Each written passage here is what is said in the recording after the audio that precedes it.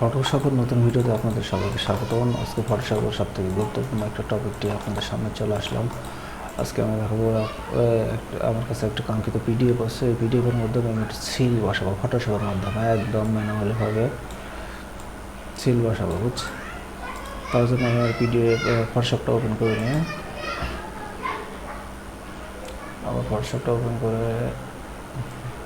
Open হয়ে গেছে। দেখেন, এখন আমি আমার পিডিএফ এবং সিলটা সিলেক্ট করে ড্র্যাগ করে ফটোশপের মধ্যে নিজে ছেড়ে দিলে ওপেন হয়ে যাবে।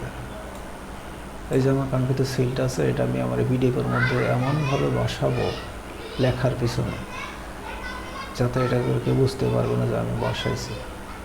ম্যানুয়ালি একবার সিলের মতো করে বসে যাবো, আপনারা দেখতে থাকুন। আমি এটা ব্যাকগ্রাউন্ড কালার দিয়ে নিই। আমার এটা ব্যাকগ্রাউন্ড কালারটা রিমুভ হয়ে গেছে। ওকে, আমার ব্যাকগ্রাউন্ড কালার চলে আসছে। এখন আমি আমার সিলটা বসাবো। দেখেন, তার জন্য আমার সিলটা মাউস দ্বারা টানে নিয়ে যাই আমার পিডিএফের মধ্যে ছেড়ে দেওয়া তাকে আমার সিলটা আমি সাইজ করে আমার যতটুকু প্রয়োজন, এটা এক্সট্রা অংশগুলো আমি কেটে নিই। এটা একটু রেজলিউশন দিয়ে নেবো আমি 300।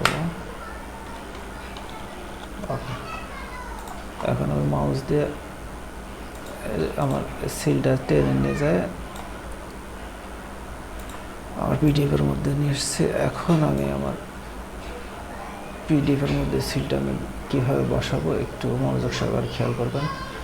এই যে এখানে লেয়ার অপশন, এই লেয়ার প্যানেলে এই যে লেয়ার অপশনটা এখানে দেখেন, লেয়ারের নিচে দেখেন এই যে নর্মাল, এখানে এখানে একটি ড্রপ ডাউন মেনু আছে। এখানে খেয়াল করেন, এই ড্রপ ডাউন মেনুতে ক্লিক করবেন।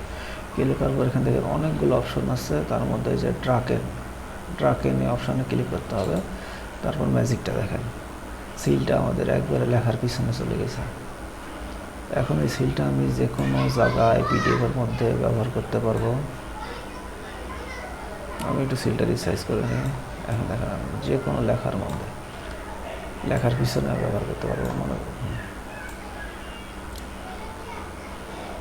কোনো সমস্যা হবে না, কোনো প্রবলেম হবে না। দেখেন, আমি যে কোনো লেখার এখানে আমি ব্যবহার করতে পারবো সিলটা।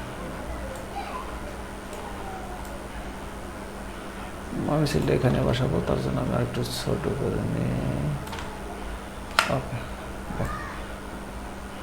যে কোনো লেখার পিছনে এভাবে সিল বসানো কীভাবে বসাবেন সেটা আমি আজকে দেখালাম।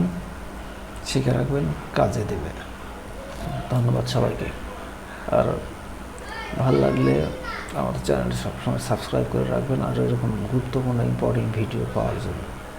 ধন্যবাদ।